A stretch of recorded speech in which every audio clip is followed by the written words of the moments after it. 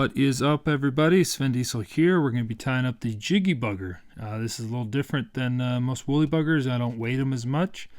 Typically fish these on the river, so I undersize the tungsten bead. But first, we're going to use a jig hook. This is a Moonlit ML056, size 10.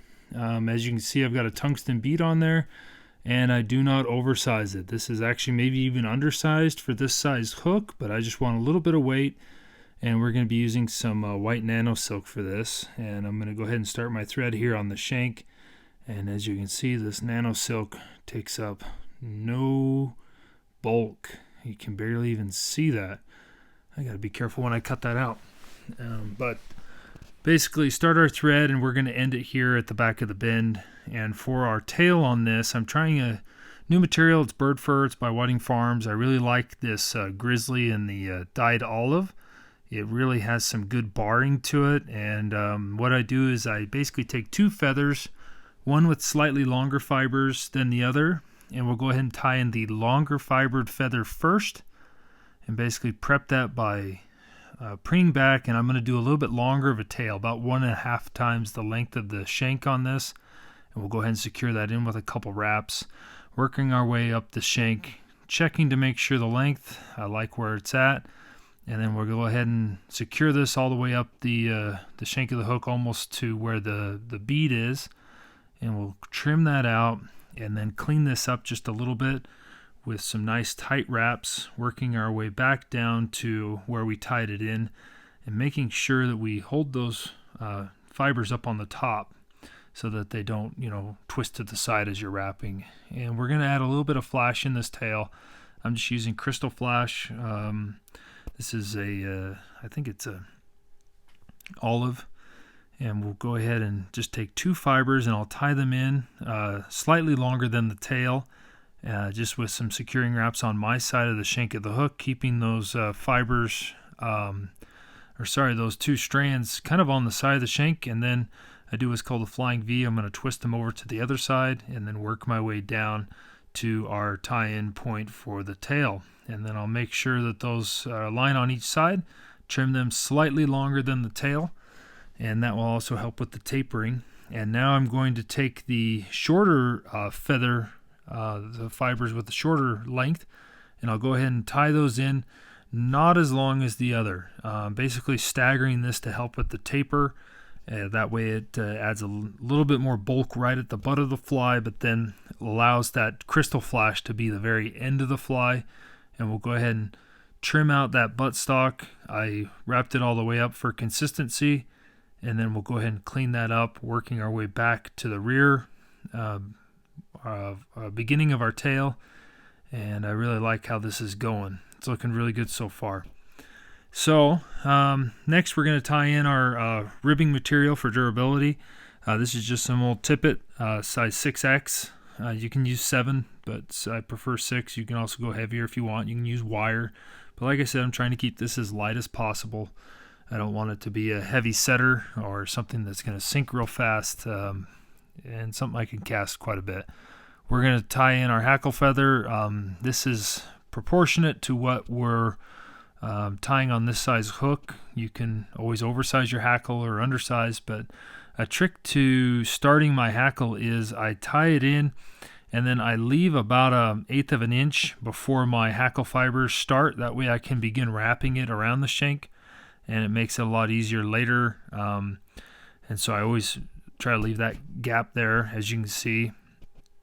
And for our body, we're just going to be using some dubbing, but I always like to throw a little bit of super glue down to hold kind of everything together.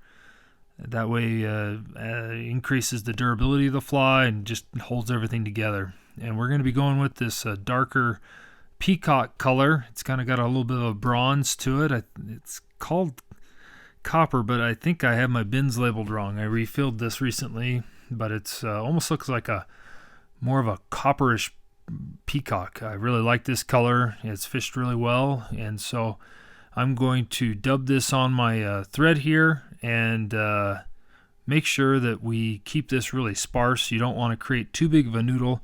I'd rather do extra wraps and dub on extra sections of this ice dub rather than basically work up with one dub noodle. So I'm going to probably use about 3 to 5 sections of dubbing, just working about, I don't know, I'm not counting the fibers, but it seems like there's 4 to 6 of these ice fibers by Semperfli, and I'll just work my way up the shank of the hook, making sure that I'm covering this fully. If you get a long straggler, just tear it off, and we'll just continue here. I went a little heavier on this one to see if we can finish it on the fourth grouping here, but the key is just a real slender body. Like I said, I'll be fishing this primarily in the rivers and for some of my smaller brown trout or rainbows, and so the slender bodies seem to do a little bit better for me personally. But you can always bulk it up by adding more dubbing, and we'll go ahead and do a few securing wraps here, leaving us a little bit of space to tie off everything. But if your bead's a little bit loose, you can always throw a little bit more dubbing on just to really sink that onto the eye of the hook. And so we'll go ahead and do that, making sure that we leave a little bit of room so I can cinch down our tying wraps later in between the dubbing here and the bead. So as you can see, I've got that little bit of gap, so I can start my twist, get this hackle feather aligned, and I'll begin to rib this body. As I'm working my way around this, I want to make sure that feather doesn't twist on me. It can be hard or difficult sometimes with these longer feathers, but just make sure you keep that stem going consistently around. Hackle pliers could help with this, but I've got plenty of room to work with. And then as I get up towards the bead, I'm going to create a little bit of a head, doing an extra wrap here as we work our way, trying to secure that stem down in between the bead and the dubbing. And I'll go ahead and really crank on that, making sure not to break the stem, but we'll secure that with tying our feather off with a thread wrap, and then I'll go ahead and do a few wraps here in front, really kind of cranking down, getting that nano silk down in between the bead and the dubbing, and we'll cut out our feather. Now we have this 6X tippet. You just want to make sure you counter rib this the opposite way that you wrap the feather, and as you do so, kind of zigzag it in between, trying not to trap as many fibers as possible.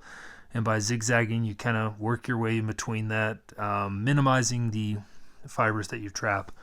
If you've never done this method before, just play around with it, and you'll see right away if you're laying those hackle fibers down, you're doing it wrong. So just continually zigzag it, and then as I get up towards the front, since I'm using such a small diameter tippet, I typically go around it twice with at least 1.5 to 2 turns around that bead, because I've had a lot of instances where I've tied it off and then I go later to brush something out and that tippet comes undone, and that ruins the whole point of counter ribbing it. And so now I usually just do 2 full wraps.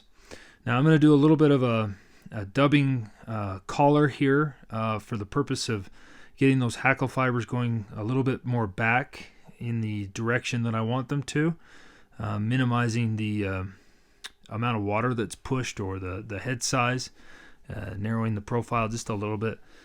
And we'll be honest, it looks better that way. Adds a little bit of flash in front of it as well.